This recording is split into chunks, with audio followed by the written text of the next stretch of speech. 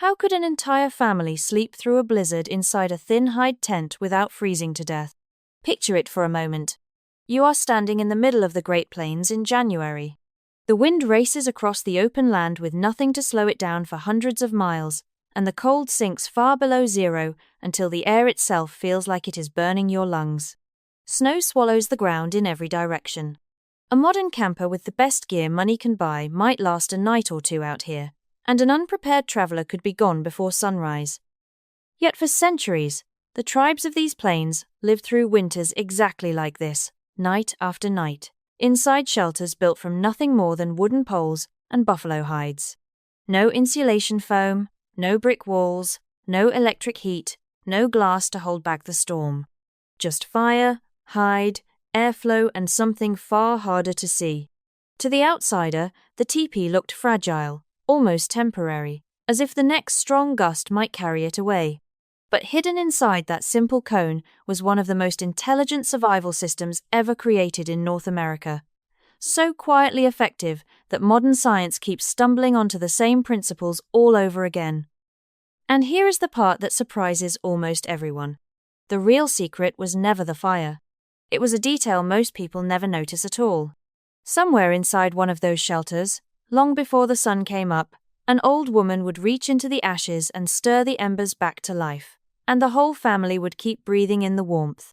By the end of this, you will understand exactly why. To understand that warmth, you first have to understand the shape, because the teepee was never just a tent thrown up against the cold. Every line of it was engineered, and the cone was the first piece of genius. Out on the open plains, the wind never truly stopped, and a flat wall would have caught every gust like a sail, straining and shuddering until something gave way. The cone refused to fight the wind at all. Instead, it let the air slide around its curved sides, so that even a screaming storm wrapped itself around the shelter rather than slamming into it. Snow behaved the same way, sliding down the sloped hide instead of piling up into a crushing weight overhead, while inside, that same rounded form pushed heat evenly through the whole space rather than letting it pool in corners. Holding all of this together was a frame of long lodgepole pine or cedar, leaned inward and bound near the top, strong enough to stand firm, yet flexible enough to bend under pressure without snapping. Over that skeleton the people stretched thick buffalo hides, pulled tight and anchored to the earth, and in the depth of winter they hung a second lining several feet inside the outer wall. Between those two layers sat a pocket of trapped air, and that hidden air was doing the quiet work of insulation, the very same principle that keeps the walls of a modern home warm today. But here is something most people never learn. The teepee was not built by the men of the tribe. It was designed, raised, owned, and maintained by the women, who could pitch or strike one of these shelters in under an hour, and who decided where every pole and hide would go. They almost always set the doorway facing east, toward the rising sun, a choice that was practical against the prevailing western winds and sacred at the very same time. And yet even the most perfect shell in the world meant nothing if the fire burning at its heart was off by even a little. Because fire inside a teepee was never about building the biggest flame. A roaring fire in such a small space would choke everyone inside with smoke within minutes, while a fire left too weak would let the cold creep silently into the blankets, into the hides, into sleeping lungs. So the people learned to chase something far more difficult than heat. They chased balance, a low and steady warmth held exactly where it needed to be, fed by the right wood, placed at the right spot, breathing through the right amount of air. And above that fire sat one of the most quietly brilliant features of the entire shelter, two adjustable flaps framing the smoke hole at the very top. These flaps could be turned according to the direction of the wind, and when a skilled hand set them just right, they created a gentle upward draft that pulled the smoke out through the peak while holding the precious heat down below. It worked like a living ventilation engine, something many cabins and modern tents still struggle to get right, yet the families of the plains had mastered it through nothing but patient observation passed down across generations. And when night fell, they did not let the fire die. They banked it, raking the glowing embers low and covering them lightly with ash so the heat would survive until morning without wasting a single stick of fuel. This is the moment from the very beginning finally making sense, the old woman reaching into the ashes before dawn, stirring those buried embers back into living flame so the shelter never once went truly cold. But even a perfect fire could not defeat the deadliest thief of all. And it was not the wind. It was the ground itself. Frozen earth pulls heat from a body faster than moving air ever could, draining warmth through direct contact hour after hour, and these people understood that danger long before science gave it a name. So they refused to sleep on the bare earth.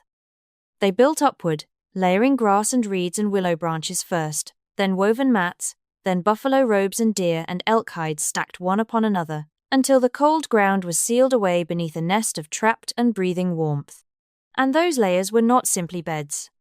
They were insulation systems, each one trapping its own pocket of warm air while lifting sleeping bodies away from the frozen soil below.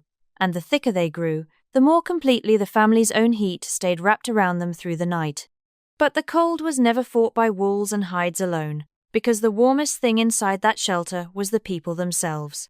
Survival on the plains was never a solitary act, and on the most dangerous nights, entire families folded into a single teepee together, parents and children and grandparents and cousins pressed close in the dark. To modern ears that might sound like a loss of privacy, even a hardship, but comfort was never the point out here. Heat was the point, and survival was the point, and a human body gives off a remarkable amount of warmth when it is gathered with others inside an enclosed space. Combined with the insulated walls and that carefully banked fire, a sleeping family could lift the temperature inside the shelter far higher than the killing cold outside. Nothing about where people lay was random, either. Infants were wrapped tightly in fur and tucked between adults where the warmth was steadiest. Smaller children stayed close to their mothers and grandmothers, and the elders rested nearest the fire where the heat ran strongest, honored and protected at the same time. Even the dogs pressed into the circle and gave back their own warmth, until the whole teepee became a single living body breathing through the night. And it really was breathing, because the walls themselves were never sealed shut the way most people imagine. That second lining hung inside the outer hide created a chamber of air between the two, so that cold air slipping in near the base was trapped and gently warmed before it ever rose, while the fire pulled the used air upward and out through the smoke hole above. Fresh air entered low, smoke escaped high, and warmth circulated endlessly in between, a slow and silent climate system powered by nothing but fire and shape. None of it would have been possible without one animal above all others, the buffalo, which gave its meat for calories, its bones for tools, its sinew for cordage, and its thick winter hide, fur still attached, as a barrier against wind and cold that no woven cloth of the era could match. And yet, for all of this, the single greatest survival tool inside that shelter was still none of these things. It was knowledge. The fire could be rebuilt, and the hides could be replaced, but the understanding of how to use them had to be carried in the mind, and that was the true secret hidden inside every teepee from the very start. Children grew up learning how to read the weather in the color of the sky, how to manage airflow, how to keep embers alive, how to lay the bedding and angle the hides and set the doorway against the coming wind. They learned to watch the smoke and recognize the moment its behavior warned of trouble, and they learned it not from books but from years of watching the people who came before them. There was no rescue waiting beyond the storm, no help on the way if the system failed, and that single fact turned every winter into a quiet, demanding classroom where the lessons were measured in survival itself. And here is what should stop us. Look closely at the finest cold weather gear made today, and you will see the teepee everywhere you turn. The insulated sleeping pad that lifts a climber off the frozen ground is the layered floor of grass and hide. The Arctic jacket trapping warm air against the body is the heavy fur robe. The ventilation system balancing oxygen against heat loss in a modern mountaineering tent is the smoke flap, turned just so against the wind. The technology changed, but the science never did, because they had already found the answer centuries ago. We tend to assume that old cultures were simple because their tools looked simple, yet simplicity is so often the final stage of mastery, not the absence of it.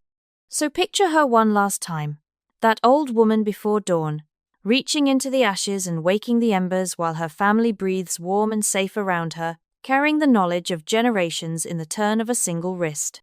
Which detail amazed you the most? The breathing walls, the layered floor, or the warmth of a whole family shared through the night? Tell me below, and if the hidden intelligence of the ancient world is the kind of thing that pulls you in, stay close, because some of the oldest knowledge still burns the brightest.